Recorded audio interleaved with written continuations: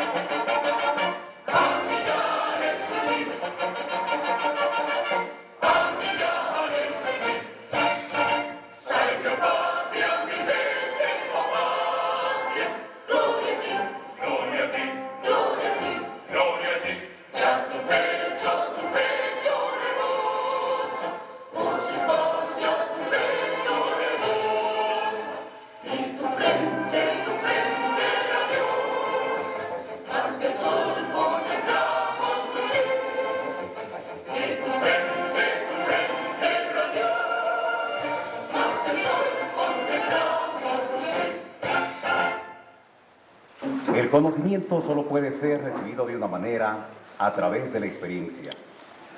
No hay otra manera de saber. Lo dice Swami Vivekananda. A continuación tenemos palabras de bienvenida a cargo del doctor Patricio Molina, coordinador académico de la asociación. Doctora Lucía Bolaños, delegada del Consejo de la Judicatura de Cotopaxi. Doctor Augusto Semanate, fiscal provincial de la provincia de Cotopaxi. Doctor José Luis Segovia, juez provincial de la Corte Provincial. Capitán Gabriel Ibarra, delegado del señor director de la ESPE Latacunga. Doctor Javier Andrade, doctora Silvia Jomaudiño, expositores que nos van a acompañar en este evento académico, público en general, bienvenidos a este magno evento. Dentro de las políticas de la Fiscalía General del Estado y como derecho pleno de quienes nos constituimos como operadores de justicia en el país, está la constante capacitación inherentes a lograr cumplir fines concretos en beneficio de una sociedad álgida que exige respeto y seguridad jurídica. El avance de nuevas tendencias a la par de infracciones hace imprescindible conocer cómo resolver un conflicto, cómo lo hacemos. Conocemos la realidad del mismo, conocemos cómo actuar ante necesidades específicas de un determinado delito. En fin, entre otras tantas inquietudes que motivaron esto hace varios años atrás, que la Asociación de Funcionarios de la Fiscalía Provincial de Cotopaxi efectúen jornadas académicas de conocimientos jurídicos a cargo de connotados catedráticos, juristas y operadores de justicia del país y del exterior, en la que tendremos la oportunidad de conocer más de la realidad socio-jurídico, además de proponer inquietudes y por ende, al fin, aplicarlas en beneficio de nuestra sociedad. La bienvenida que lo hago justamente a nombre de la Asociación de Funcionarios de la Fiscalía Provincial de Cotopaxi, a todos ustedes a este magno evento, en el cual en estos 5 días de cumplimiento aspiramos a proponer verdaderos puntos de opinión y de diversidad de criterios. Por último, agradecer de sobremanera a nuestros distinguidos expositores que nos acompañarán en estos días, quienes de su compromiso con la comunidad han aceptado ser parte de nuestro evento. De igual manera, el agradecimiento a la Fiscalía General del Estado a través de la Escuela de Fiscales, por ende también al doctor Augusto Semanate como fiscal provincial de Cotopaxi, por darnos la oportunidad y haber confiado la posibilidad de desarrollo de este evento académico. Una vez más, señores asistentes, señores distinguidas autoridades, bienvenidos a este evento y por supuesto compartamos este cúmulo de conocimientos que irán en beneficio de nuestra sociedad. Muchas gracias.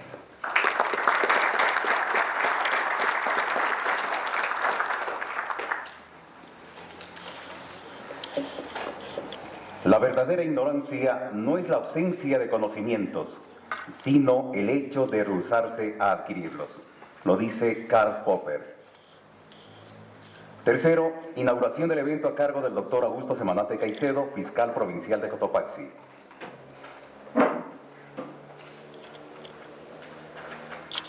Señora doctora Lucía Bolaños, directora provincial del Consejo de la Judicatura de Cotopaxi. Señor doctor José Luis Segovia, juez de la Corte Provincial de Cotopaxi. Señor doctor Javier Andrade, distinguido expositor. Señor capitán Ibarra, delegado de la ESPE Cotopaxi. Señor presidente de la Asociación de Funcionarios de la Fiscalía Provincial de Cotopaxi, abogado Fabián Díaz. Señoras y señores, es para mí motivo de profunda satisfacción participar en este evento de inauguración de capacitación. Este acto constituye un verdadero referente para el sector de la justicia penal, un espacio apropiado para analizar numerosos temas de interés para los estudiosos del derecho. Este encuentro supone una buena oportunidad, primero para mejorar nuestros conocimientos, Segundo, para repasar de forma conjunta la tarea que tenemos que reforzar. En las conferencias programadas constan temas de mucha importancia y de gran valía, como los delitos cibernéticos, el procedimiento, las pruebas que deben presentarse para el juzgamiento de estos delitos, los delitos transnacionales y la delincuencia organizada, la responsabilidad de la persona jurídica conforme al Código Orgánico Integral Penal, la prueba y sus principios, el debido proceso, la exclusión de la prueba, la cadena de custodia y otros temas de actualidad, como la violencia de género, para la cual se ha contado con la participación de connotados expositores, entre ellos el doctor Javier Andrade, el doctor Wilson Toainga, el doctor Osvaldo Santelices, quien de paso inclusive nos ha anunciado que vendrá acompañado de Víctor Gómez Martín, catedrático de la Universidad de Barcelona, España, del doctor José Luis Segovia, muy conocido por todos nosotros, de la doctora Silvia Juma, todos brillantes profesionales que sin duda vendrán a aportar con sus valiosos conocimientos. Quiero expresar un agradecimiento a la Asociación de Funcionarios de la Fiscalía Provincial de Cotopaxi por la organización de este seminario de trascendental importancia. Todo lo que significa capacitación en el ámbito judicial, jurídico y de derecho, sin duda que nos convoca a todos. Deseo dejar constancia de mi felicitación a la asociación en la persona de su presidente, el abogado Fabián Díaz, y los integrantes de su equipo que conforman el directorio de la asociación, quienes han hecho posible este importante evento. La valiosa iniciativa que hoy se traduce en este evento por parte de los funcionarios de la Fiscalía de Cotopaxi, estimo que deberíamos replicar con mayor frecuencia en otras instituciones y con otros temas de mayor importancia. Estoy convencido de que estos 5 días que durará este seminario serán de invalorable utilidad para todos nosotros. Doy por inaugurado de esta forma el seminario Delincuencia Organizada, Género y sus nuevas tendencias aplicadas al COIP y a los derechos humanos. Muchas gracias.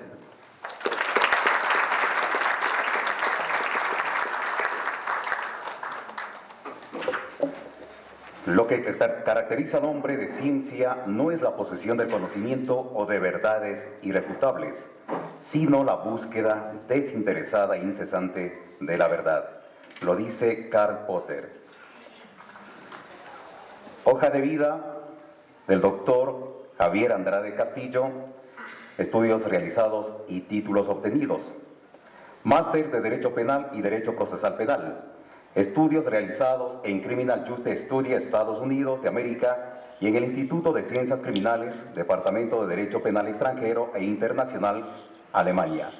Profesor titular de Derecho Penal, Parte General y Especial, y Derecho Procesal Penal en la Universidad San Francisco de Quito. Profesor en Maestría de Derecho Penal y Procesal Penal de la Universidad Central del Ecuador. Juez ad hoc del Segundo Tribunal de Garantías Penales de Pichincha.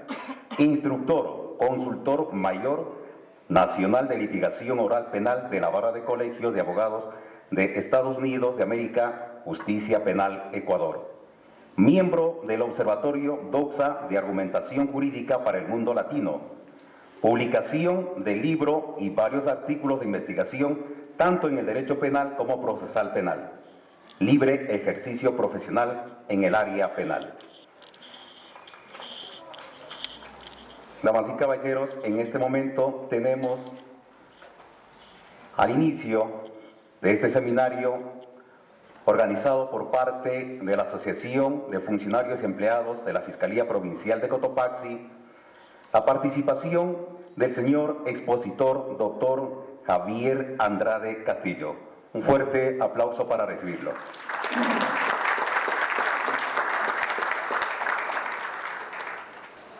Buenas tardes con todos. Me siento muy honrado de estar en esta casa de estudios. Siempre he reconocido la valía que tienen las personas que están ávidas de conocimiento y sobre todo de plantearse ciertas discusiones que no dejan de tener connotación y actualidad cuando se trata de ciertos delitos que en la medida del desarrollo de la tecnología y de la sociedad han permitido ir un paso más adelante que la normativa. Señores miembros, agradezco tan honorable invitación. Quiero compartirles una buena y una mala noticia.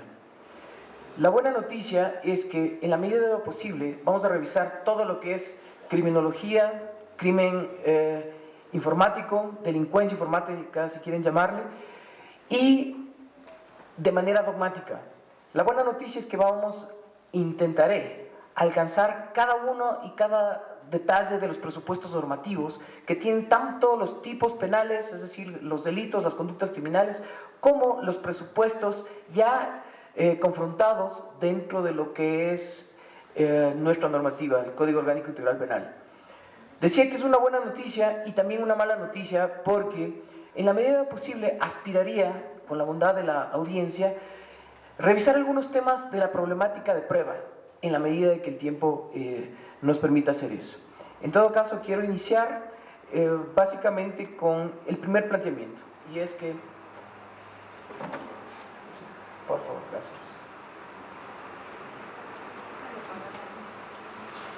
Excelente, gracias. Bien, para empezar es importante determinar lo que se llama delincuencia informática y el cibercrimen. No quiero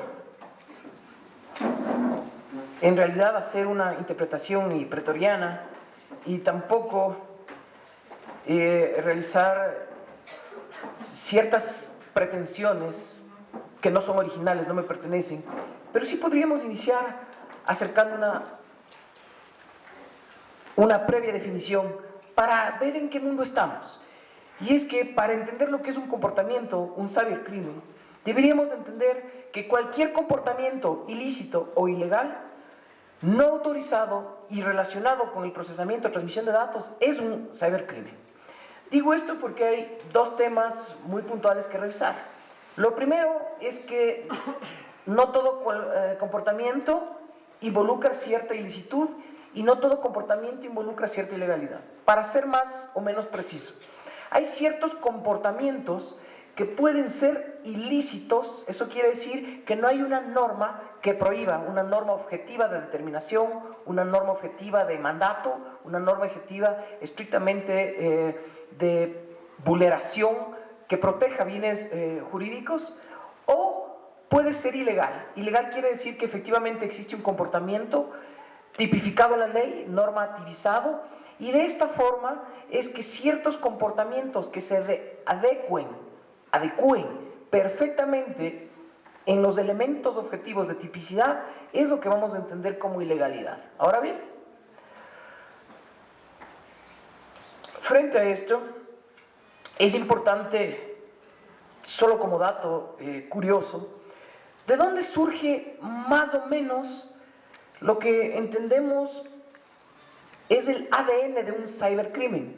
Y quiero que nos ubiquemos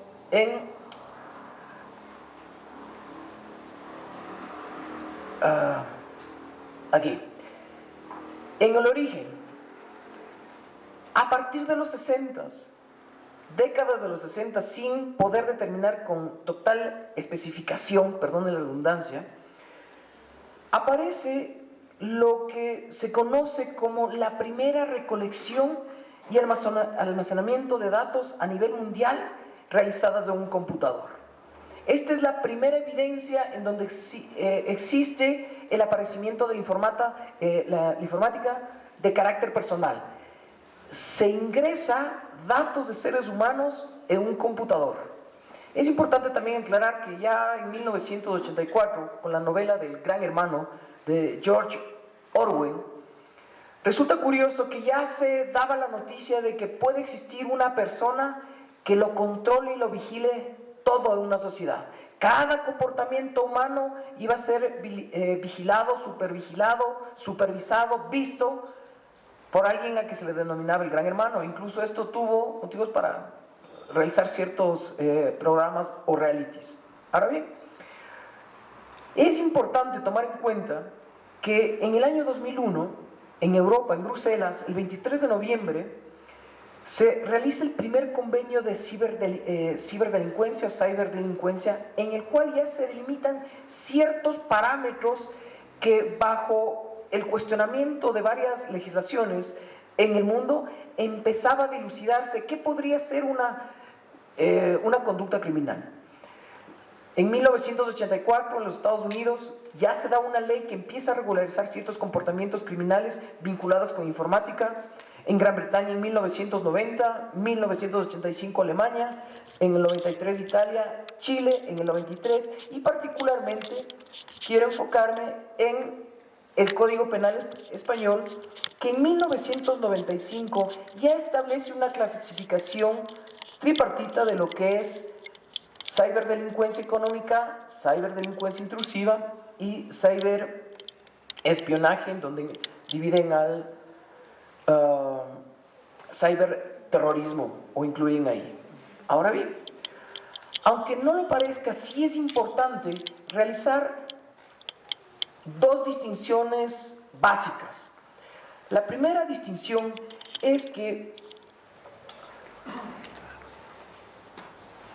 es posible encontrar delitos medios o llamados delitos obstáculos que son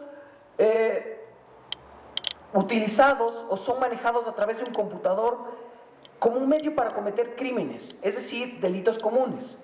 Y aquí voy a ser ampliamente extensivo para decirles en base a qué podemos caracterizar la ciberdelincuencia en delitos medios, incluso para ver comportamientos en los delitos ordinarios. Me voy a permitir, con su venia, realizar algunos ejemplos de eso.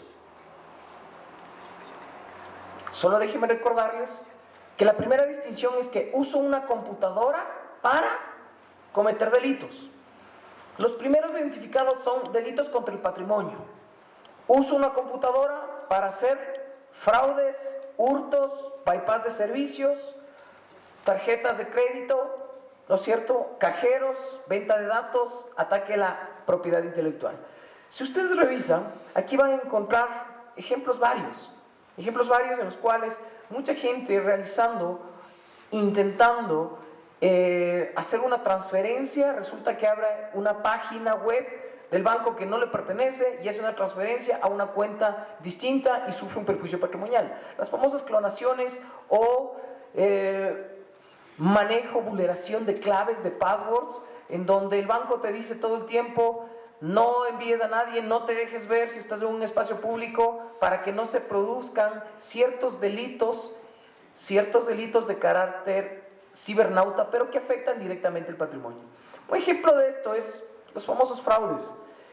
¿Quién no ha tenido una cadena, ¿no es cierto?, en la cual de alguna forma le amenazan con que, o no, le ofertan, perdón, no amenazan, le ofertan con que si es que llenas todos los datos en una página, seguramente vas a ser millonario, seguramente vas a recibir la herencia de algún jeque en Medio Oriente porque hay un excedente petrolero. Se usa el computador como un medio para cometer delitos patrimoniales. ¿Ven? Varios delitos contra la libertad. Por ejemplo, se ha identificado que a través de un computador se hacen amenazas, coacciones. Cuando hablo de un computador, me refiero a un software electrónico que todos tienen. O sea, muchos de ustedes les veo chateando, están usando un software electrónico. Cuando usan un WhatsApp, cuando envían un mensaje, hacen el uso de un correo. Se ha identificado plenamente que ha habido muchas amenazas y coacciones a través de celulares, a través de mensajes, ¿no es cierto?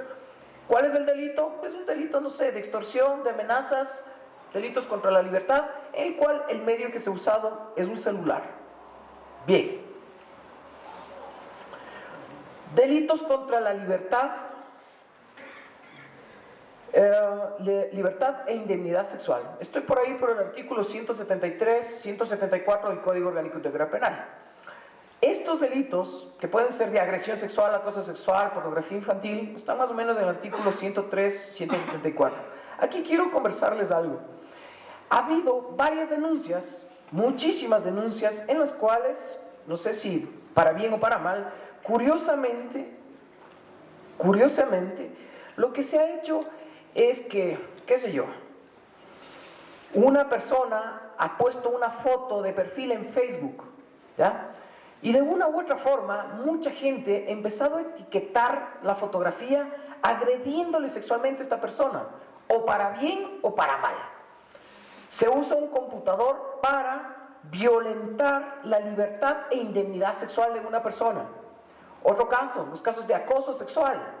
Se ha evidenciado muchísimos casos en los cuales muchas personas envían información, ¿no es cierto?, y empiezan a acosar sexualmente a ciertas otras personas. Los casos más ejemplares son profesores escribiendo mails a sus estudiantes, ¿no es cierto?, con intenciones perversas en el campo, en el área de la sexualidad. Pornografía infantil, ni se diga, el uso de fotografías a través de la web con el objeto de violar la indemnidad sexual, derecho que tienen los menores de edad.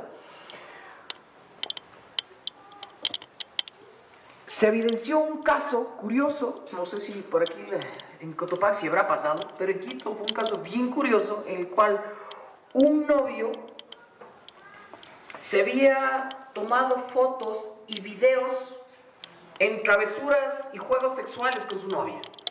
Los tenía en su celular, ella había autorizado la filmación, la grabación. Resulta que luego de la pelea, el novio decide publicarle en la página de Facebook de ella los videos, con un link hacia las fotografías, etc. Usó un medio para vulnerar la libertad sexual, incluso el derecho a la intimidad de esta persona.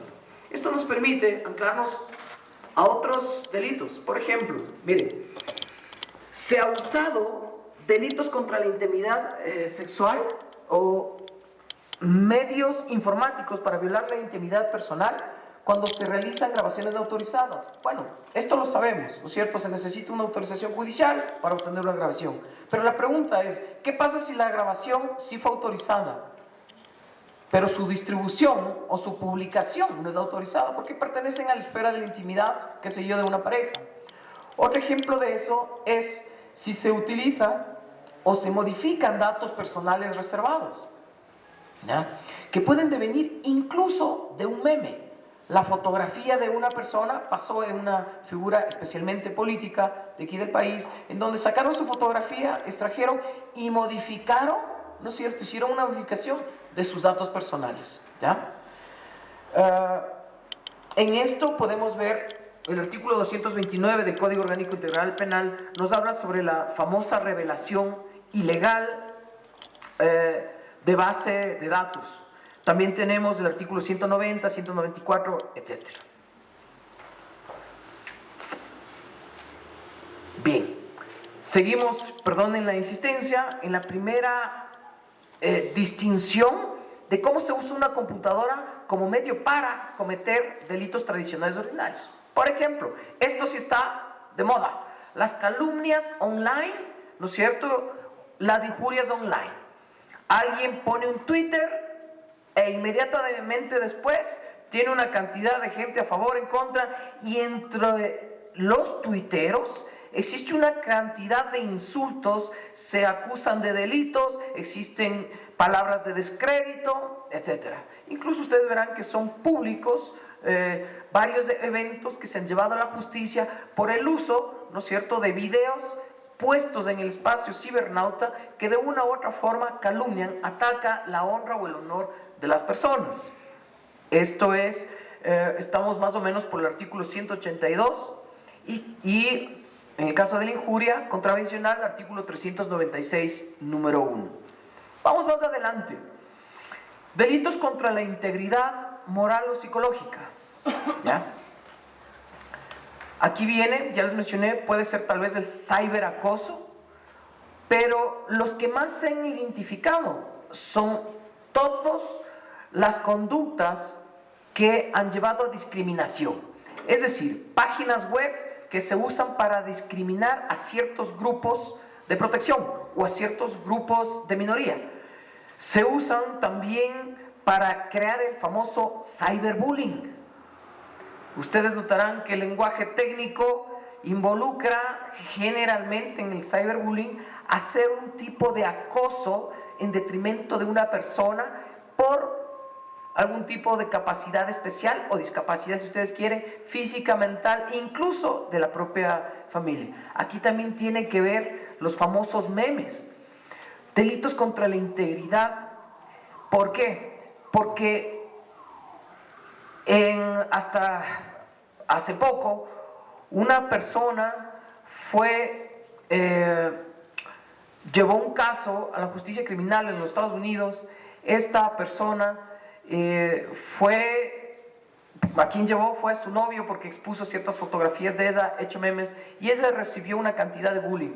Se recibió sentencia condenatoria el novio de esta persona por un delito contra la integridad psicológica, y resulta que aún así continuaron los memes en el espacio cibernauta, ¿ya? Y esto provocó que un mes después de haberse dictado sentencia condenatoria, la chica, la víctima, se suicide.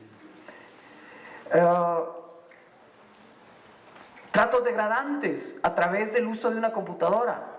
Ahora que veo que muchos de ustedes están en el celular, ¿ya? Resulta curioso que, ¿qué pasaría, me pregunto yo, si la información contenida ahorita en el mensaje que están mandando, ¿no es cierto? Mi amor, te amo, pienso en ti y nadie más. Estoy solo aquí en el mundo, no me interesa nadie más. Tengo una persona al frente que me está enseñando cómo acosarte y ahorita sí, etcétera, etcétera. ¿No es cierto? Mándame una foto, ¿no es cierto? Mándame una foto sexy para recordarte mejor o lo que sea.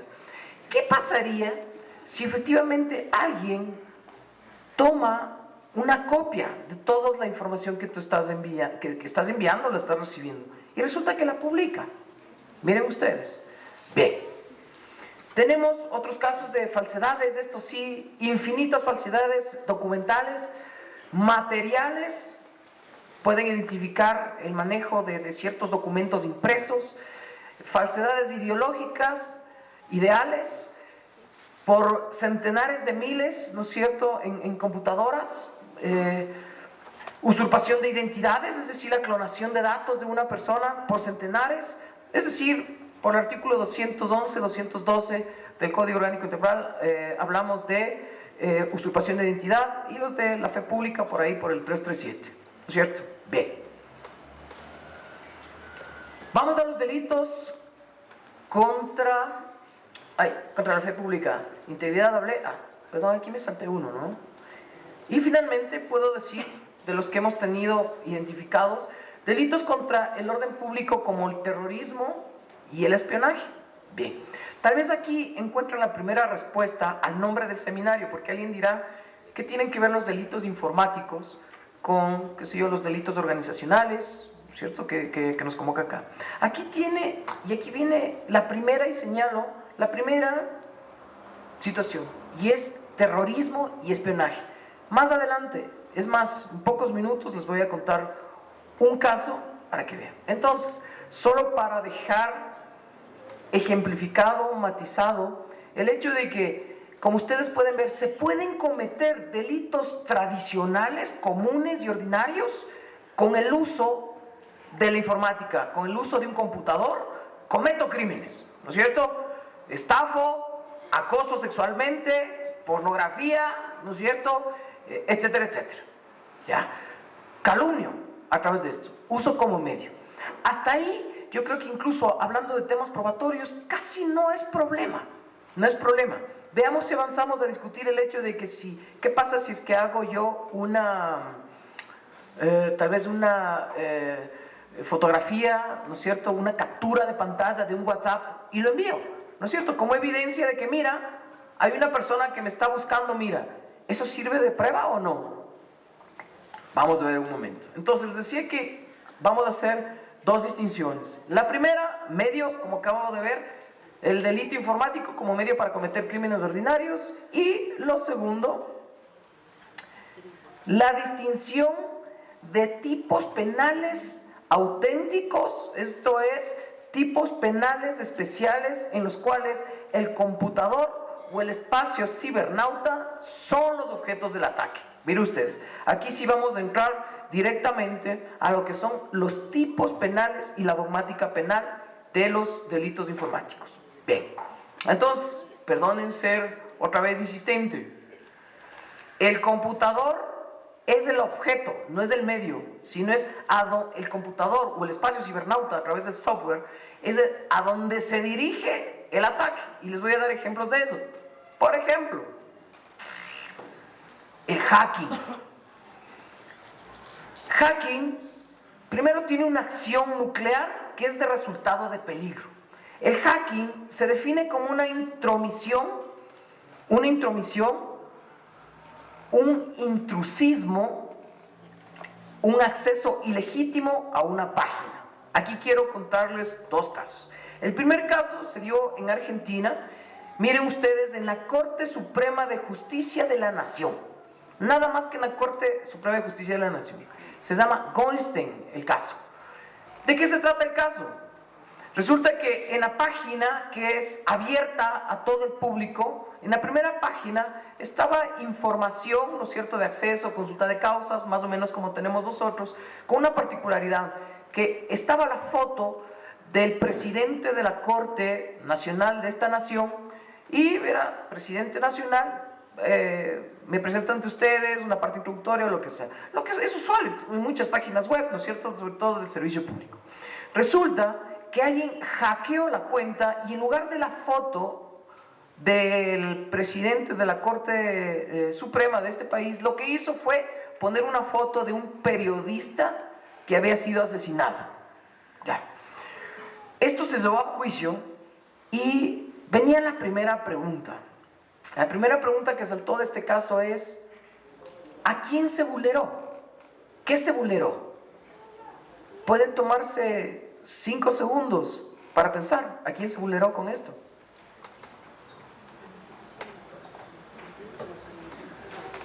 Bien, vamos al caso 2. Este caso se dio en los Estados Unidos, en el FBI.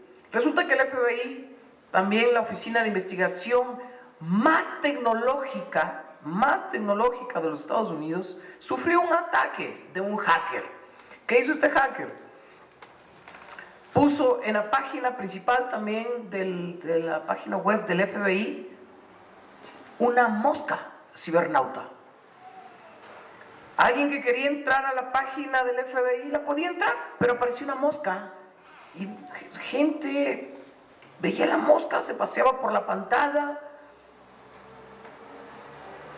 y todo lo demás de la página web funcionaba perfectamente. Aquí viene la pregunta.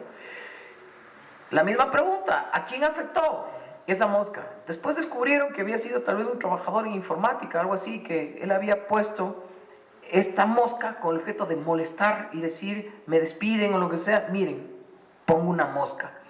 Este delito de intrusismo, como ustedes ven, no es un delito que produzca un resultado de daño, sino un peligro. Y digo un peligro es porque tanto la Corte Suprema de Argentina como en los Estados Unidos, ¿qué creen que sintieron? Si alguien nos pone una mosca o nos cambia la fotografía de nuestra página principal, no necesita hacernos daño, pero nos deja una angustia de que el riesgo de que violen las seguridades de nuestra página que hagan es alto. Por lo tanto, ellos sostienen que el delito de intrusismo, intromisión, los hackers deben ser sancionados. Bien. Vamos a un segundo tipo penal identificado plenamente, y es lo que se conoce como el cracking. Qué curioso, ¿no? La mayoría terminan en así, cracking, hacking, ¿Cuál es la acción aquí? El verbo rector, el núcleo de la conducta o la norma objetiva de determinación o la norma objetiva dogmáticamente, ¿no es cierto?, de daño. Si quieren ustedes la antijuricidad formal o material, como quieran ver. Resulta que el cracker daña seguridades para el beneficio de otros. Generalmente lo que realiza es violación de propiedad intelectual, vulneración de passwords. Hay fraude informático, aquí viene también el ejemplo que les mencioné de excedentes petroleros o herencias. Bien, aquí quiero contarles un caso de un cracker que cometió cracking. Perdonen el lenguaje técnico, pero así se llama. El cracker que craquea y produce un cracking. Miren ustedes. Caso Cyrus on Ready Nexo. Una persona crea un programa por el cual toda transacción hecha en cajero, a cada persona le descontaban escúchame bien, $1 por la transacción. ¿Ya? Ese es un dato curioso. Es decir, que él creó un sistema para que entre a Banred, Nexo, Cyrus o lo que sea, y resulta que de cada transacción $1. Efectivamente, todos los clientes tomaban su recibo y veían que me han descontado $1. Pregunto, ¿ustedes irían a reclamar al banco? No, creo que no. Yo creo que una afectación al patrimonio de esta forma no cambiaría mucho mi vida, ¿no es cierto? Pero déjenme darles los otros datos para ver si piensan lo mismo. Resulta que se hicieron 600 millones de transacciones. A $1, $6 millones. Entonces, fue $1, sí, pero 600 millones de personas que en el mundo hicieron transacciones. Ese centavo se depositaba en una cuenta bajo una numeración SWIFT, un código SWIFT, en una cuenta X, en un país X, y resulta que esta persona, ¿cuánto tiempo ustedes pueden imaginar que tomó esta transacción? O sea, 600 millones. ¿Cuánto le tomó a este ciberdelincuente cometer este delito? Sí, es verdad. 4 horas. Eso le tomó hacer a él $6 millones. Bien, ustedes. Ya les cuento el final, no les... Se perdieron el final. ¿Saben cuál es el final? El final es que hacen un operativo gigantesco. Todas las agencias mundiales, escúchenme bien, mundiales de inteligencia, ¿ya?, para detectar a esta persona. Y aquí les doy las dos notas importantes, curiosas de este caso. Identificaron al famoso cracker. ¿En dónde estaba? En el Ecuador. Qué noticia, ¿no? Pero esa no es la noticia más impresionante. No es la noticia más impresionante. La noticia más impresionante es que ustedes sabrán que con todos los servicios de inteligencia del mundo se llega a este hermoso país. Dice en Ecuador hay un cracker que en 4 horas casi arruina todo, pero era $1. No sé si toda la gente se enteró, tal vez a ustedes, no sé, tal vez, no sé, lo recordarán. Pero la segunda noticia más curiosa de este caso es que este cracker al que hace un operativo internacional con agentes internacionales, un operativo tremendo, era un chico de 16 años. Y que en un principio los padres dijeron, ¿qué travesura hiciste ahora? Es que sí, metí en tu computadora o lo que sea, vamos a castigarte durísimo. Hasta que le dijeron, mira, defraudó en $6 millones. Los padres dijeron, es una travesura de niño. Es un guagua que bajo las reglas de nuestro país es inimputable bajo un crimen de estos. ¿Ve? Miren ustedes. Cracking.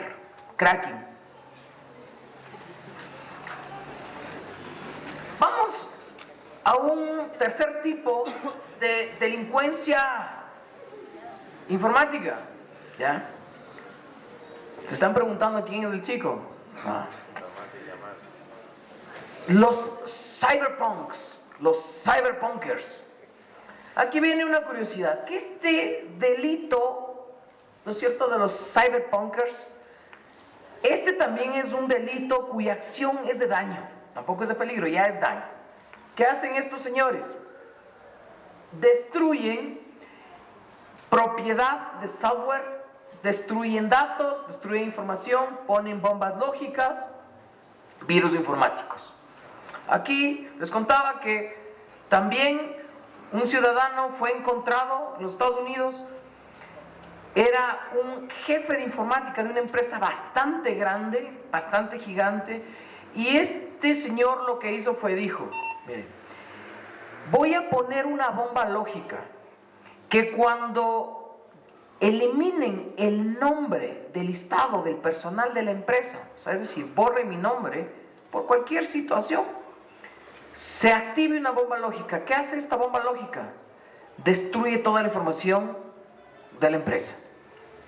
El tipo se portaba mal, ¿no es cierto? Le botaron de la empresa y cuando le eliminaron de la nómina, entró un virus, una bomba lógica, que destruyó todo el software de la empresa. ¿Ya? Miren ustedes, una empresa que tenía alrededor de 250,000 empleados, ¿ya?, que se quedaron sin sistema, sin nada.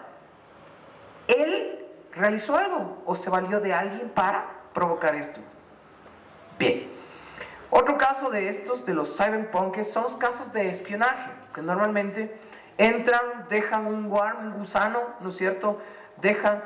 ¿Quién ha sido víctima aquí de esto? ¿Alguien les llegaba virus de su computadora o no? ¿O nunca? ¿No? ¿Usan computadoras o no? Miren, la semana pasada, el viernes de la semana pasada, a Yahoo, mundial, Yahoo, le hackearon 500 millones de cuentas. Por si acaso, si tienen ahorita un correo Yahoo, estoy seguro que les vino una notificación de cambie por favor su seguridad. ¿Ah? 500 millones de cuentas. ¿Ya? Y tenían la preocupación de que no solamente se hackearon los 500 millones de cuentas, sino que a través de los clientes Yahoo, 500 millones, se coloque alguna bomba lógica con el objeto de destruir el programa. Miren ustedes, casos de espionaje en general. Bien, finalmente, los que se conocen como sniffers. Los sniffers es un cibercrimen o una delincuencia informática muy precisa, y es los que realizan captación, filtración, interceptación, detección de información. Aquí, en la Fiscalía de Quito, se presentó una queja y fue de que, miren ustedes, casos de novios, ¿no? Un novio había comprado un programa informático en alguna parte, ¿ya?, para que todos los WhatsApps que recibía el celular de su novia se dupliquen y vayan al celular de él. ¿Qué tal? Dios guarde y bendiga, ¿no? Para uno, o sea, resulta que a este genio le costó, lo compró por internet, este programa que le permite duplicar, clonar la información del teléfono de su novia, ¿ya? ¿Cuánto le costó? ¿Cuánto? Exactamente, $1.50. Eso le costó a él. Por $1.50 tuvo información abundante. Miren ustedes, información abundante que de cierta forma, ¿ya?, fue el medio que provocó efectivamente un daño a la intimidad de la chica. Y la chica denunció sin saber que era el novio, sino denunció en la fiscalía indicando de que parece que le habían hackeado su teléfono, ¿ya?, porque incluso el novio había respondido el mensaje y creo que le había llegado a los correos de los amigos, alguna cosa así. Bien, un caso o dos, no sé, bueno, si no les aburro mucho les voy a contar solo uno, el caso Sweetie, que es un ejemplo de sniffer o sniffering, ¿ya? Es bien curioso. Este Sweetie, y vuelvo a decir para todos los que chateen, no hagan lo que les voy a decir ahora. Resulta que Sweetie es un programa creado ¿ya? Científicamente duró 10 años desarrollarse a Sweetie. ¿Qué pasó con Sweetie? Es un programa de una niña tailandesa, ¿ya? Que sirve para capturar pedófilos. Es un programa que cualquier pedófilo entra y contacta a Sweetie. Sweetie tiene 5 años y si él le contacta y le empieza a escribir, el programa le empieza a responder con el perfil psicológico preciso de una niña de esa edad, ¿ya? A muchos pedófilos se les detuvo. Muchísimos, porque Sweetie permitió la captura de muchos. Es decir, ellos contactaban, hacían citas o lo que sea, le decían a Sweetie, vamos a vernos en tal parte o lo que sea, ¿ya? Curiosamente, aquí viene la pregunta, hablando de prueba, que ojalá podamos ver. ¿Qué les parece? Se fueron presos, detenidos, privados de libertad por un delito de... ¿Cuál sería el delito, señores fiscales? ¿No? ¿Un pedófilo? ¿No?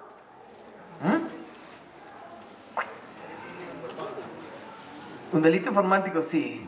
Gracias por la respuesta. Estamos en criminalidad informática, pero en cuestión de prueba. Miren ustedes que la defensa dijeron, él no pudo acosar a ningún niño que no existe en la realidad, porque la niña es virtual. ¿Qué les parece? Y dicen, nadie puede ser criminalizado por una conducta porque el software no tiene indemnidad sexual. ¿Qué les parece? ¿Ya? Por si acaso, ahora los últimos conciertos en Tokio son digitalizados, ¿no? Hay una de las popstars más impresionantes que existe en Tokio, no me pude memorizar el nombre, por eso no les digo. Resulta que esta chica hace conciertos, llena estadios, y es un programa. ¿Qué les parece? Es un programa, ¿ya? Y aunque ustedes no lo crean, tiene Twitter, ¿ya? Tiene Facebook, ¿ya? Tiene Instagram, tiene Telegram, tiene todos los grams, y finalmente, ¿ya? Es acosada sexualmente. ¿Qué les parece? ¿Ya? Y resulta que es un ficticio porque no existe. Miren ustedes.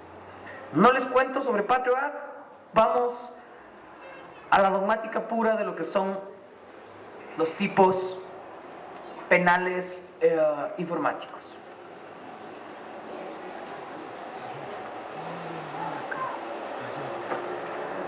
Voy a hablar sobre los tipos, la dogmática de los tipos penales, y voy a aspiraría a hacer prudentes observaciones frente a lo que tenemos en nuestra realidad.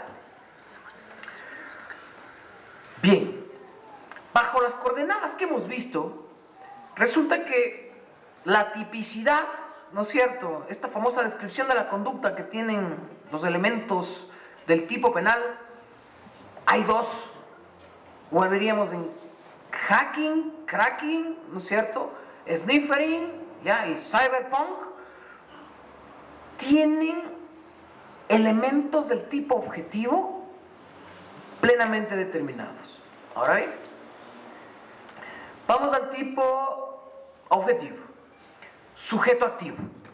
Bien, lo que debemos saber es que no hay una calificación del sujeto activo, es decir, puede ser cualquiera, pero sí básicamente debe tener un control del curso causal, es decir, un dominio estricto, ¿ya?, del curso causal, dominabilidad del acto. Para dominar el acto debe ser alguien que custodie, mantenga la seguridad, ¿no es cierto?, se encuentre a cargo. No se necesita de que sea experto, ¿ya? El primer problema que encontramos aquí es ¿qué participación criminal tiene el proveedor de servicios? Esto no solamente aquí en el Ecuador, sino a nivel del mundo. Es decir, el proveedor de servicios, de alguna u otra forma, colabora en el acto criminal de estas personas a través de proveer el servicio, porque si ustedes sabrán, si yo tendría ahorita un programa que inutilice softwares, ¿no es cierto?, ¿ya?, podría también tener un proveedor, ¿o no? Alguna programa que si es que esta persona realiza algún tipo de conducta criminal a través de softwares, ¿ya? Por ejemplo, espionaje, algo que pasó en los Estados Unidos con el acto PAT, que le puse como ejemplo en la parte pasada, pero que quiero explicarles, es que hay softwares que detectan la voz de ciertas personas, el tipo de palabras y el tipo de frases. De esta forma fue que persiguieron a Bin Laden, por si acaso, durante muchísimos años. Por eso es que una de las formas de evadir este tipo de programas es usar otro tipo de voz, para que no se identifique la voz, porque hay programas que ya identifican la voz con tal persona y ubican el lugar en donde está. Entonces, algo de lo que podríamos discutir dentro de la dogmática de los tipos es en cuanto al elemento subjetivo, sujeto activo. De hecho, en cuanto a la mediación del tema. Ahora bien, evidentemente, ¿quién es el sujeto pasivo de estos delitos? La sociedad en general, pero aquí viene una particularidad. La particularidad es que en el caso del chico que les conté, la sociedad más dañada, entre comillas, fue la sociedad europea, en donde ahí se identificó el mayor número de transacciones web y además por cajero. Y resulta que el número de transacciones realizadas en el Ecuador no se había identificado todavía, es decir, no había números, ¿ya? La pregunta es, tenemos un delito, ¿no es cierto?, en donde hay un sujeto pasivo, la sociedad sí nacional, pero ¿y en los delitos internacionales? Y esto, por no decirlo menos que en participación criminal, que vamos a ver en un momento, resulta curioso de que es posible que exista ciberasociaciones criminales, cuyos titulares de la acción, cada uno está en diferentes países, en diferentes continentes del mundo. ¿Y ahí cómo se les persigue a estas personas? Bien, los verbos rectores o núcleos de la conducta que hemos identificado plenamente son, va a sonar feo, pero así están: acceder, penetrar, interferir, usar, apoderarse, divulgar, revelar, alterar, suprimir, modificar y comercializar. No existen otros verbos rectores que cubran. Esto es que si se intentaría aplicar un tipo penal abierto o penal en blanco, parcialmente en blanco, es decir, para intentar por analogía usar el verbo rector, sería violación estricta del principio de legalidad. Bien, en cuanto a los elementos normativos, en cuanto a los elementos subjetivos, creo que básicamente podríamos determinar que todos los cibercrímenes deben ser de carácter doloso, ¿ya? Doloso. En el caso de estos novios que divulgaron información por celos o que tomaron un WhatsApp, ¿no es cierto?, y le distribuyeron a todo el mundo o lo que sea, me pregunto yo, ¿será que ellos tenían el conocimiento de que realmente perjudicaban la intimidad de las personas? Es decir, en este caso de su novia, si tienen plena conciencia, voluntad, ¿no es cierto? Es decir, este designio que dice el código de causar daño. La pregunta es que al menos en ciberdelitos podríamos asumir el dolo eventual como parte de una conducta penalmente relevante en materia de delitos criminales. Bien, finalmente, ¿dónde está? Finalmente, en esta parte de los elementos del tipo objetivo, quiero revisar los elementos normativos, ¿ya?, que plenamente se encuentran identificados en el Código Orgánico Integral Penal como afectaciones a la información pública, entendida esta, lo de los servicios de salud militares, veo policías, miren ustedes, policiales también, o privada, pero con un elemento normativo plenamente definido por la doctrina en materia de delitos cibernautas, y es que esta información pública o privada que ha sido, ¿no es cierto?, accedida, penetrada, interferida, usada, apoderada, divulgada, revelada, etcétera, debe ser de manera ilegítima. Y aquí nos anclamos al concepto que hemos revisado en su momento de qué es ilícito y qué es ilegal, ¿ya? Hay ciertos comportamientos que son ilícitos pero no ilegales. Por ejemplo, si alguien, y por si acaso no estoy haciendo apología del delito, pero si alguien le saca el aire de las cuatro llantas de un auto, ¿comete una conducta criminal? ¿Sí o no? ¿Sí? ¿Qué delito sería? ¿Produce un delito de daño, tal vez? ¿Es una actividad de peligro? de mera actividad, pero si ustedes se ponen a pensar, y ahorita no sé quiénes de ustedes habrán venido en auto, pero si salen en ese auto con las 4 llantas en el suelo, probablemente digan, no me han causado un daño, pero me jodieron la noche, ¿o no? Me arruinaron mis planes, me fregaron todo, porque ¿sabes lo que es sacar unas llantas, volver, ponerle aire, regresarle, lo que sea? Te aseguro que te complicaron tu programa. ¿Ve?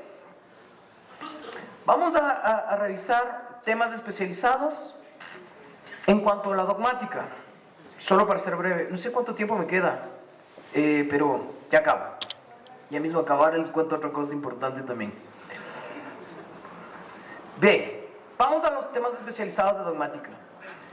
He identificado que hay estos probables temas que como fiscales, como profesionales del derecho, o para acusar o para defender, deben tener plenamente identificados, o al menos deben tener naturales objeciones o la respuesta a esto. En función de ello, voy a identificar el número 1. Ámbito de validez. Cuando les conté el caso de este chico de 16 años, ¿ya? Sí, realmente el delito se creó, se distribuyó, se generó, como ustedes quieran llamarle, dentro de territorio ecuatoriano, pero sus efectos se dieron en 4 continentes, ¿no es cierto? Se dio Asia, Europa, América del Norte, parte de América del Sur. Ahora bien,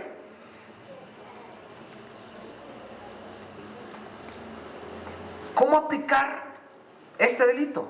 Extraterritorialidad en cuanto al ámbito de validez espacial de la ley penal. Cuando vinieron todos estos grupos acá y vieron los efectos allá, ¿cuál creen que hubiese sido un argumento muy simple de defensa del chico si hubiese sido criminalizada su conducta? Decir, demuéstreme que los efectos se produjeron acá. Creo yo que ahí habría algo que cuestionarse, si necesitamos de que solamente se haya generado acá, o qué les parecería de si en un país lejano, en Mongolia, ¿no es cierto?, se produce un virus que va a dañar algo de aquí en Ecuador. ¿Será que podemos ir a juzgar porque se creó en Mongolia o podríamos juzgarles aquí? Ese es un tema puntual de dogmática que habría que revisar. Otro tema puntual es en cuanto al principio de legalidad. De la mayoría de casos en los cuales se ha confundido al delito informático como medio, ¿se acuerdan que lo vimos, no? Medio para cometer estafa, versus hackers, que son delitos auténticos propios, que son delitos, como ustedes vieron, o de peligro o de resultado. Resulta curioso que hay 2 fallos de la justicia ecuatoriana que asimilan por analogía al concepto de correo tradicional versus correo electrónico, porque dicen que vulneración a la privacidad del correo, tal y como está en el código, se asimila a la vulneración del correo electrónico. Yo les pregunto, colegas y público asistente, ¿será que el correo electrónico es lo mismo que el correo tradicional, es decir, la carta? ¿Sí? ¿Ya? Resulta que hay 3 principios que hacen fundamentalmente distintos al correo electrónico del correo tradicional: ubicuidad, multicidad y dispersión.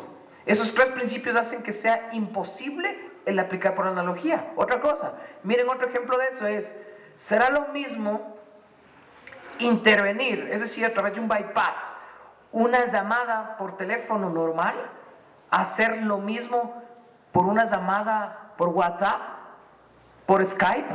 ¿Será exactamente lo mismo? ¿Ah? Entonces, algo a tomar en cuenta es el principio de legalidad en cuanto a la aplicación de la analogía para ciertos tipos penales, adecuarlos de alguna forma a la conducta informática que se quiere perseguir.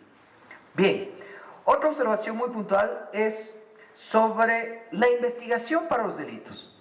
Investigación que involucra que todos hemos sido formados de una u otra forma sobre investigación tradicional, ¿no es cierto?, sobre delitos comunes, y queremos aplicarlo a los cibercrímenes.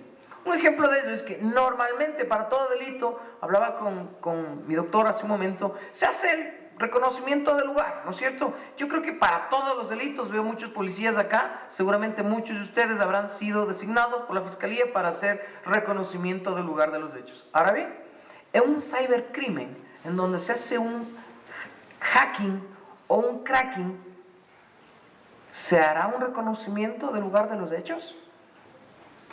Porque el lugar del crimen es el espacio cibernauta, ¿no es cierto?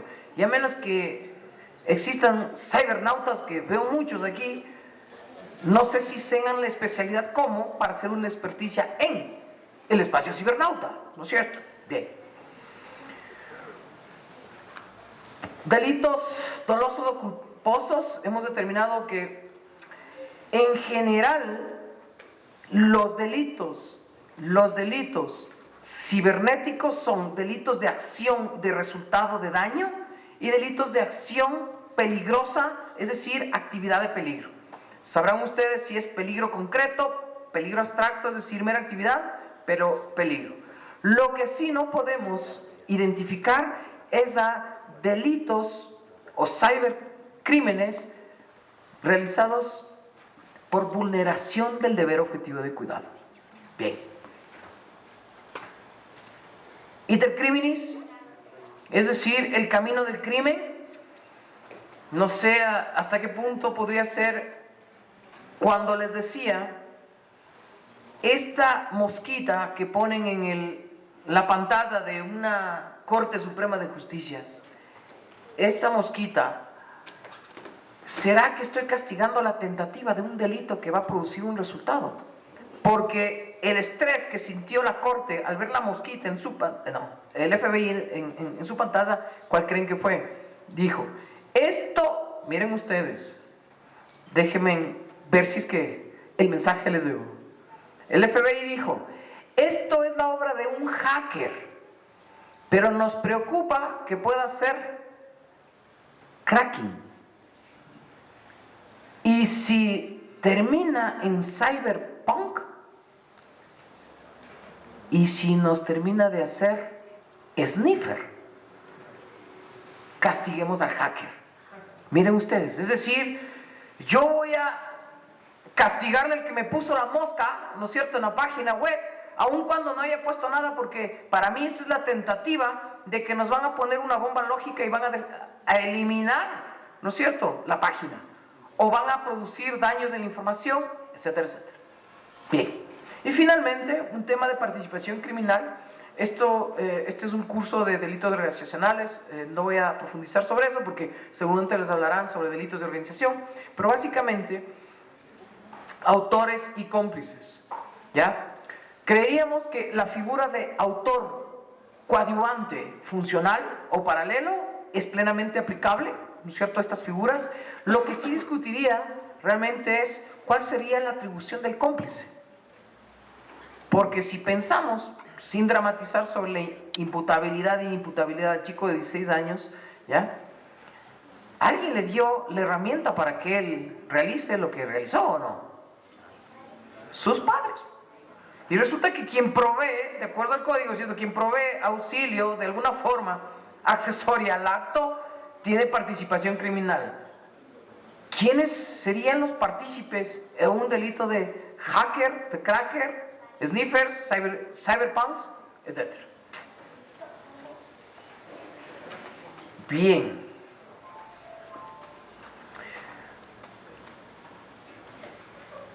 Para terminar, solo un aspecto muy puntual. He planteado si es que hay ausencia de tipos penales que regulan, ¿ya? Esto, para el que realmente le interese, quiero que nos anclemos en tipos penales específicos que tiene el Código Orgánico Integral Penal. La pregunta que habíamos planteado, ¿tenemos delitos, ciberdelitos, en la legislación ecuatoriana? Y la respuesta es sí, sí los tenemos. O sea, si vemos el artículo 229, 234, ¿no es cierto?, el 230, ¿ya?, 231, 272, fraude procesal por cualquier vía, ¿ya? Tenemos tipos penales. Lo que quiero especificar es lo siguiente. Cuando existe una obstaculización ilegítima de sistemas de información, es decir, un bloqueo cibernauta, ¿no es cierto?, de información, entenderíamos que es la conducta que se incurre en el artículo 230, cuya pena es de 3 a 5 años. La dificultad que vemos en esto es que el juez o el fiscal o la defensa, como quiera verse desde el punto de vista del operador de justicia, va a tener que determinar si esta obstaculización sirvió como medio para cometer un delito. Por ejemplo, se obstaculiza el envío de una transferencia bancaria. ¿Comete un delito de fraude o comete un delito informático? Miren ustedes, porque los dos tienen, como hemos visto, punibilidad. Y resulta que si te dan de 3 a 5 años por obstaculización ilegítima de sistemas, ¿ya? Resulta que tal vez sea mucho mejor que te sancionen por el delito medio, es decir, por el medio comisorio de un delito mucho menor que por este delito, o viceversa, qué sé yo. Es posible que esta obstaculización, ¿ya?, de información, lo que conlleve sea definitivamente un delito autónomo cuya pena es de 3 a 5 años y no uno tan grave como podría ser un delito de acoso sexual o de pornografía infantil, cuya punibilidad, ustedes saben, es por encima de los 5 años. Bien, el acceso abusivo a sistemas de información, cuando venden tus datos y tú no sabes por qué a tu mail te llega información de ciertas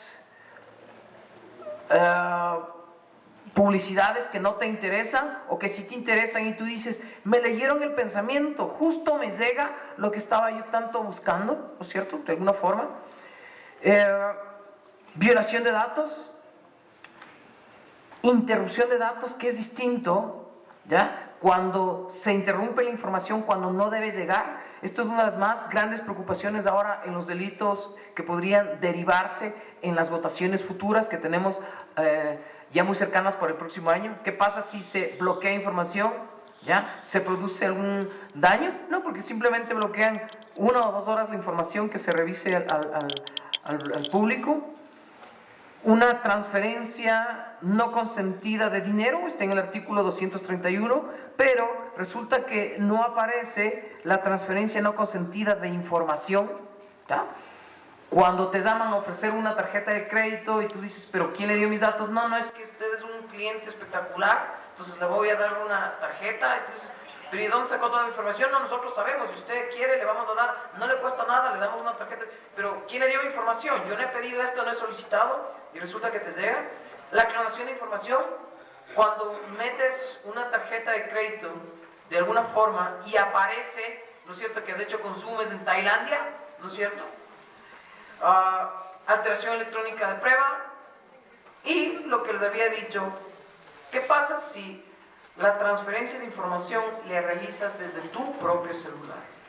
¿Ya? Cuando tú recibes información, solo voy a hacerlo dramático, ¿ya?, alguien te envía una foto de una persona que está desnuda, ¿no es cierto?, y tú dices, qué linda se ve, joven, le voy a enviar a mi amigo, y resulta que ahí interceptan y ha sido pornografía de menores de edad, ¿ya? Es tu celular, pero recibiste la información, hay responsabilidad. Y finalmente, solo para acabar, la famosa ciberasociación criminal, en donde yo podría decir que es la más peligrosa. Si un chico de 16 años pudo hacer lo que hizo, ¿puede imaginarse lo que sería una ciberasociación? ¿Qué pasa si son varios autores en varios países? El delito se produce en varias situaciones. Yo creo que es un tema a resolver importante, porque ¿será que le sigo por asociación ilícita para delinquir? Sí, pero ustedes notarán que a veces el espacio cibernauta puede tener connotaciones magnificentes, gigantescas, ¿no es cierto?, frente a esto. Finalmente, con esto sí, a manera de conclusión, como nota, es importante en cybercrímenes entender primero una terminología especializada. La buena noticia es que los 4 cybercrímenes, ya les he dado, no existen más en el mundo. Lo que he identificado es el lenguaje que sirve aquí En la China meridional, no sé, tal vez en Irak, no sé, ¿ya? Pero la mayoría lo entiende. Es decir, hacker, cracker, cyberpunk y sniffer. No hay más. Estos cubren todas las posibilidades en el espacio cibernauta. Bien, es importante, queridos colegas, diferenciar al delito tradicional sus elementos y diferenciar al cibercrimen. Como les dije, es posible cometer conductas tradicionales con el uso de computadores. Esa es una cosa. Otra cosa es cometer auténticos delitos criminales, en donde, como ustedes ven, el personal de investigación debe ser especializado para eso. Con esto termino. Muchas gracias por su atención. No sé si hay preguntas o algo.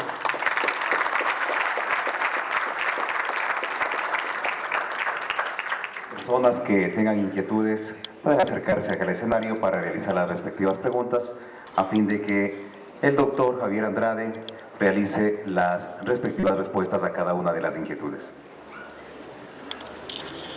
Bueno, yo creo que acercarse no mucho, perdonen si rompo el protocolo, pero más bien desde esa de donde están. Yo creo, ¿sí o no? Ahorita pueden usar sus celulares tranquilamente. No les quise poner nerviosos.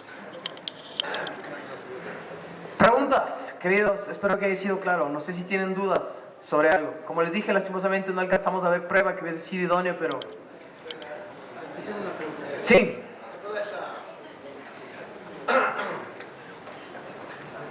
Gracias. Bajo la perspectiva de justamente el día de hoy que hemos escuchado las diferenciaciones de hackers y todas las otras términos, en el caso puntual de Julian Assange, que todos conocemos el caso y que se encuentra residiendo en la Embajada de Ecuador en Londres, ¿cómo entender, y sabemos por qué lo está ahí, justamente de que si estamos hablando de un delito transnacional prácticamente, en donde pues se están vulnerando derechos ya universales, ¿no? Justamente derecho a la intimidad y todo eso, en la actuación del país de Ecuador en conceder un asilo, justamente tal vez es por proteger información del país. No sé, ¿qué percepción nos podrías aportar desde ese punto de vista ya técnico-jurídico? Gracias. Bueno, no sé si puedo dividir la respuesta tal vez en dos partes. Mi percepción es que verdaderamente por qué le persiguen a Assange no es en realidad por un cibercrimen. En realidad es un delito sexual por el cual le persiguen, ¿ya? Y si ustedes ven el detalle del delito sexual, es bastante curioso. La chica dice que fue violada porque fue engañada porque él no usó preservativo. Entonces, ella dice, como no usó preservativo me engañó porque si no hubiese usado protección, no hubiese tenido una relación sexual. Miren ustedes. Bueno. Sin entrar en el delito sexual, lo que sí podría decir es que ¿por qué se le persigue por un delito sexual y no por un cibercrimen? Mi opinión es que cuando él realizó los Wikileaks, al tomar información pública, esa información pública no estaba, digo yo, de ciertas cosas, no del todo reservada. Y no estaba protegida bajo la normativa de 3 puntos pasivos, el país en donde realmente fue el origen. Por eso es que quieren llevarla a los Estados Unidos. Por eso se acuerdan que les di que a partir de los 90 en Estados Unidos sí se cuida el cibercrimen. Entonces, les llevo por este delito, le pongo en este país, y como este país tiene, ¿no es cierto?, extradición, le mandó a los Estados Unidos. Entonces no le juzgan por el delito sexual, sino por el cibercrimen que se cometió ahí. Ahora, yo creo que sí es importante enfocar 3 aspectos muy puntuales. El primero es la vulneración a la intimidad. La vulneración a la intimidad, ¿qué les parece? ¿Les pertenece a las sociedades y a los estados? ¿O le pertenece a una sola? Es un derecho reconocido, ¿no es cierto?, por los derechos humanos. Esto es que si se vulnera la intimidad, se vulnera de una persona, pero no de los estados. Lo que sí, presumo yo, es que sí podría vulnerarse la seguridad interna de los estados, que eso es otra cosa. Es decir, que tal vez la información que se divulgue puede ocasionar muchas cosas. Ustedes miren que nosotros, a pesar de que no tenemos un delito como cibercrimen propiamente, pero sí como un delito medio, imagínense en el pánico financiero. ¿Saben lo que ahorita? Que a todos sus celulares les digan que se está cerrando tu banco. No digo cuál, por si acaso, esto es un ejemplo. Voy a decir, Javier Andrade está promoviendo el pánico. No, esto es un ficticio. Imagínense lo que pasaría. ¿Qué ha pasado, no? Solo por WhatsApp. Hay tantas cosas curiosas. Hay chats, ¿ya?, que dicen y que te señalan que te ayudan en el tránsito, ¿no es cierto? Pero no en la congestión, sino te identifican dónde están los radares. Miren ustedes, a través de estos chats se está evitando conductas criminales. Sí, es bueno, pero también hay divulgación de información, ¿o no? Hay divulgación de información, pero resulta que muchos que están afiliados a ese chat, resulta que van a evitar caer en esa contravención. Es decir, se evitan crímenes, pero también se vulneran otros. Solo para responder, tal vez es necesario identificar cuál es la vulneración del bien jurídico que se quiere proteger. En lo personal, la seguridad pública para mí sí tiene una connotación con vulneración de servicios. Por ejemplo, hay el famoso bypass electrónico. El bypass electrónico te da un aparato, ¿no es cierto?, con un software, y tú puedes obtener cable o 300 o 500 canales por un tiempo determinado, ¿no es cierto?, mientras te dure eso, ¿ya? Eso es un ejemplo de cracker, ¿ya? Tal vez tú te beneficias porque estás pagando al cracker, ¿no es cierto?, por este dispositivo que te permite acceder a muchos canales, pero la empresa proveedora del servicio resulta que se ve altamente perjudicada por esto, ¿eh? Y ese sí es un delito patrimonial, el medio para cometer. Y curiosamente hay un par de sentencias en Quito que resuelven el caso como fraude. Miren ustedes, un caso como abuso de confianza, el bypass de servicios. Me parece curioso. No sé si respondí la pregunta. ¿Alguien más? En cuanto a los cibercrímenes, ¿hubo o no hubo en la caída de las Torres Gemelas? ¿Hubo cibercrimen? Sí, en la informática que hubo cibercrímenes, que cayó las Torres Gemelas y murieron más de 3.000 personas. Sí, en realidad alrededor de 7.000 me parece como desaparecidos y todo. A ver, la respuesta es que previamente a eso sí fueron hackeadas conductas de criminales. A ver, tal vez y no es que, vuelvo y digo, no es que estoy haciendo apología del delito, pero miren ustedes, si se hubiesen hackeado adecuadamente, ¿no es cierto?, a ciberterroristas o a terroristas, tal vez no hubiese provocado eso. Lo que sí le puedo decir es que el acta patriótica, llamémoslo así porque es el Act Patriot, que lo puse ahí, fue consecuencia directa del ataque a las Torres Gemelas. A partir del 2001 se suscribió esta acta y los Estados Unidos ya provee fondos para hacer el hackeo de todas las cuentas de todo el mundo a nivel mundial. Y esto está criticado por la vulneración a la intimidad. Ahora yo les digo, si se trata de frenar, ¿no es cierto?, terrorismo, yo creo que un buen hacker sería interesante. Mire, solo para cerrar y darle un ejemplo, no terminé de contarles toda la historia del chico de 16 años, ¿ya? Miren, ¿cómo terminó la historia? Vino acá al Ecuador, estaba justo en aquella época, un experto informático a nivel mundial, dueño de la empresa más grande o una de las más grandes en el mundo de software, ¿ya? No necesito hacer publicidad, ya se imaginan. Este hombre murió, sí, pero antes de morir, yo creo que aquí la mayoría tenemos aparatos, ¿no es cierto?, hechos por este hombre. Resulta curioso que él, antes de irse de Galápagos, fue a visitar a este chico de 16 años y le dijo, ¿ya?, sé que te están persiguiendo, sé que en Ecuador no es punible tu delito. Cuando cumplas 18 años, eres bienvenido en mi compañía, te necesito. Miren ustedes, eso quiere decir, no es que estoy diciendo, hágase hackers, ahí está la plata, no, obviamente no, pero les digo, miren el punto de la información, es decir, cuando muchos ya a través de la Carta de las Naciones Unidas se protegen, ¿no es cierto?, derechos humanos, a la intimidad, ¿no es cierto?, a la reserva de la información, etc.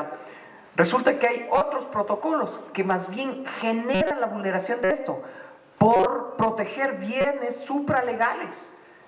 Yo les digo, si en Ecuador no, pero a pesar de que tenemos un tipo penal llamado terrorismo, ¿no es cierto?, en el Ecuador, ¿verdad? Yo creo que si se hackearía cuentas de terroristas para evitar, ¿no es cierto?, que se produzca terrorismo, mucha gente diría, bueno, este bien supralegal, la seguridad social del Ecuador, prevalece frente al derecho de la intimidad. No estoy diciendo que sea lo correcto, pero muchos creerían que es eso. Para responder su pregunta, no sé si respondí su pregunta o no. ¿Sí? Ok, gracias. Sí, doctora. Buenas noches, doctor. Yo quiero que me explique si dentro de estos tipos penales existe sobre la posición de garante. Es una excelente pregunta. Bueno, la posición de garante deviene de la comisión por omisión u omisión impropia. De hecho, lo único que genera posición de garante no es la omisión propia, sino la comisión por omisión impropia. Ahora, ¿quién es el que está en posición de garante? Hay dos tipos de fuentes, materiales y fuentes formales. Hay fuentes que devienen de la ley, ¿ya? Esto es que la ley de alguna u otra forma te pone en posición de garante de. Por ejemplo, los padres están en posición de garante de la vida, de la salud, del cuidado de sus hijos, ¿sí o no? No es el código el que les obliga, sino hay una norma que genera la posición de garante, sí.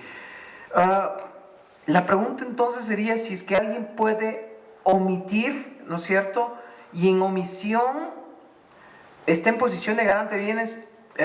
Yo creería que sí, la respuesta es sí. Tal vez los que están en posición de garante de una u otra forma serían las agencias encargadas del control de, por ejemplo, proveedores. Los proveedores tienen muchas seguridades. Ustedes verán que si empiezas a ver mucha pornografía en Facebook, te cierran la página inmediatamente. No sé si les ha pasado, pero les cuento, eso pasará. Si es que hacen muchas cosas, si hacen travesuras, ¿no es cierto?, en Twitter te cierran la cuenta, ¿ya? Esto es que incluso el propio proveedor tiene mecanismos para obstaculizar o bloquear la información.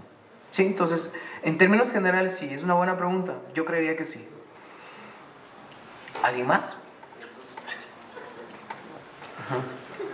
Más bien, quisiera terminar. Sí, doctor. Muchas gracias por su conferencia. Quisiera saber cuál es la limitante que la legislación ecuatoriana tiene frente a estos delitos informáticos en la actualidad, y si podemos hablar de delitos informáticos solo desde el punto de vista doloso o también culposo. Voy a empezar por el último. Gracias. Sí, es un... Ven que se pegaron la ruca algunos. Lo expliqué. Dije, ¿no es cierto?, que en ciberdelitos, sí, ciertamente es una conducta dolosa, mi estimado colega, ciertamente. Yo creería que asumo dolo directo, dolo indirecto y también podría ser dolo eventual. No creería que una persona cometa un cibercrimen, un hacker, violando su deber objetivo de cuidado. O sea, me parece que no cabría la figura, porque por imprudencia yo no podría cometer algo. Respondo ahí la última parte, la primera parte. ¿Hay una limitante? Sí, mi estimado doctor. Yo creo que el principio de legalidad obliga no a hacer interpretaciones análogas. Dije que incluso que hay ciertas, no sé, analogías que son prohibidas en materia penal, ¿no es cierto? Yo les decía, si es que una cosa es violar el correo electrónico, otra cosa es violar el correo tradicional, porque hay notables diferencias. Asumir que interferir una llamada telefónica es lo mismo que una llamada por WhatsApp, yo creo que todos saben, ¿no es cierto?, que se pueden hacer llamadas de WhatsApp. ¿Es una llamada telefónica aun cuando estés usando el teléfono? Y la respuesta es no. Castigar y sancionar a una persona sería aplicar analogía, entendiendo de que llamadas son todas por el uso del teléfono. Mi personal opinión es que la limitante estricta sería el principio de legalidad. Tal vez lo que sí sería necesario es tener una unidad especializada en cibercrimen. Eso sí, porque no es lo mismo, ya les digo, hacer un reconocimiento del lugar, una escena del crimen, hacer un reconocimiento del lugar en el espacio cibernauta. Habrá muchas diferencias, estoy seguro de eso. Gracias por su pregunta. ¿Sí? Creo que hemos terminado. Muchísimas gracias por su atención. Suerte en todos los días seminarios.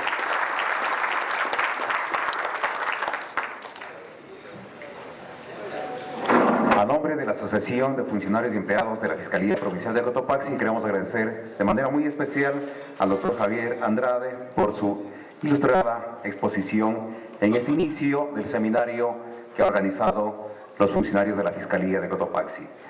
De igual manera a ustedes, señoras y señores, queremos agradecerles por su participación.